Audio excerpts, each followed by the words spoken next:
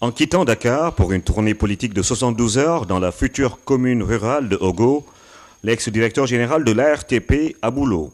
ne s'attendait certainement pas à un accueil aussi populaire dans son fief politique. À la tête d'une forte délégation, l'ancien ministre de la Communication et non moins responsable politique de l'APR dans le Guénard a eu tout simplement droit à un accueil exceptionnel. Escorté à l'entrée de la région de Matam par des jeunes en moto Jakarta et une foule immense, jusque dans son village natal à Sinthiou Garba, Aboulo était visiblement aux anges, ravi de retrouver les siens. Amen biya on jaarama.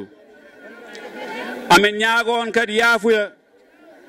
Ngati mbaɗani gila subaka kon wadɓe mobilisé haɗon dari haɗon jaɓɓo ministre Aboulo e délégation mum. Aboulo mi jonnata koye haala. Sa yi ɗum ɗo nganda mbiya alhamdulillah. Alhamdulillah ngati hande hay so Sénégal fof rendi eni jinguma hande nokkuma diwan ma holli hono wonde kala fo jengiɗo mo jengi wuro fof. Premier tour de Macky Sall ari ɗo nder comité al o ari ɗo e galle mabɓe ɗo e galle he Macky Sall ari ɗo mais nde ari ɗo nde hooti mawni ko woni jom wuro ngo noddama e juɗɗe laamu hol sababu e ɓe gacca opposé on en arɗo e galle makko o ala droit jippinde opposé en tant que chef de village o ala droit jippinde opposé e galle makko o wiya jippinde opposé e galle o minen jiiri may baba ko e galle he jeeya so addi koɗo makko jippoto galle he ɗum woni premiére ko fuɗɗide caɗele e nder hen eyyi kanko Aboulo aduna o fof seedima ɗo enna ko wonɗo ko wonɓe ɗo duuɓi kewɗi hono ko Aboulo golli ko wonɓe ɗo ɓe hay goto gollani kade koye e makko min gondi wuto hul dendagal belneɗo koye makko wondi kala ko yiɗi ko ɗum min jiiɗi kala ko añi ko ɗum min gañi kanko holli ɗum kanko golli ɗum min keeɓe makko teddugal forage o ko Allah addi ɗum kanko addi kuura belnede kanko Allah addi kanko addi forage hommo gasi ko Allah addi kanko addi forage Janjoli uddonoman joni nenama he londe sababu o kanko nde wonno minen mawɓe amen ƴetti politique gila 1962 faade ñalawma hande o min meeɗa yiide gartam sonade nde kanko ndo naati e junngo politique ndo naati kadi o wi kadi wasa kodde ko junngo makko ñaamo kadi no o wino ni ko noon kadi o waɗiri o hennani min caggal minen kadi min gandi ko kanko rewata min ñamade kono minen min dewani mo ñamade kala fodde ndo foddatno min jiiri ɗum guita amen min kala ko min keɓani makko tawɗo mara wondi ko ala jumma kono kanko ala ko añani min hen kala gollal moƴƴal ngal o golli min yi hande ko ɓurno wonde haaju amen ko kuura min keɓi hande min jiiɗi watto hen ko fate safara saabu sa wi gurdam wiyata ko hôpital ko ɗum ko woni safrodde ɗum ne min kalni so Allah tagui ballal min gandi to Aboulo ɗo kala ko wone junggo Aboulo sattani min keɓat saabu o wona hasida Abou noon ko Abou wasa kodde ko Abou Sinthiou Garba ko Abou Janjoli ko Abou Sinthiou Garba minen noon yo andu hanke heccanke ɗo min gonno ha hande ko ɗo min goni hay ko wona ɗum ɗo wonko adi ɗum ɗo ɗum ne wonno hakkude wasa kodde Sinthiou Garba wuro ngo fof belnayde ko kartal gotal ko caggal makko woni so Allah jaɓi kala ko yiɗi ko ɗum min mbaɗata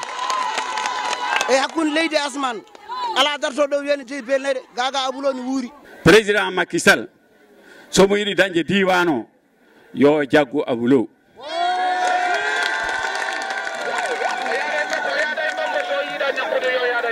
hande so APR wiyama ɗo hen e diwan he ko Aboulo hande darotoɓe ne mbiya kañumen goni APR ɓe 2009 2012 2013 fo élection ngaji gandanɗa hoore ma kañumen fo doole mumen milliard uji mumen e auto uji mumen o fof mbaɗi te soɓe dañino sagoji mabɓe Macky Sall wonta président ko Aboulo woppi ɓuuɓol muɗum woppi palasuji mum woppi gandanɗa hoore ma Allemagne no wayi welde wurde ni wi aha min de président Macky Sall mami yaha to nguleyki to mami yaha to leydi to mami yaha to poussiére to pour walludemo te nde waɗi ɗum de Macky Sall yi résultat adduno min ɗo tan ko yidde ƴewde liggey forage o ɗo yara yidde ƴewde aussi chantier o taw tan wona e forage haaɗi e ko takki ɗum fof holno yara eyyi min tawi ɗo nak c'est très bien liggey o ne waɗa avancé. amin mbima a jarama minen belnenaɓe fof amin jetta Allah amin jettuma amin keedi caggal ma kala ko cokkuɗa amin jaro ko caggal ma min goni ko suuri e ko feeji minen min dardanima goɗɗum min darduma ko ndimaguma amin gandi ka neɗɗo gongiyanke mawɓe ɓe e sukaɓe ɓe kala nde ɓe juuli waktu aɓe duwanoma aɓe ñaganoma Allah aɓe mbima yo Allah suuɗe yallah hokke jaam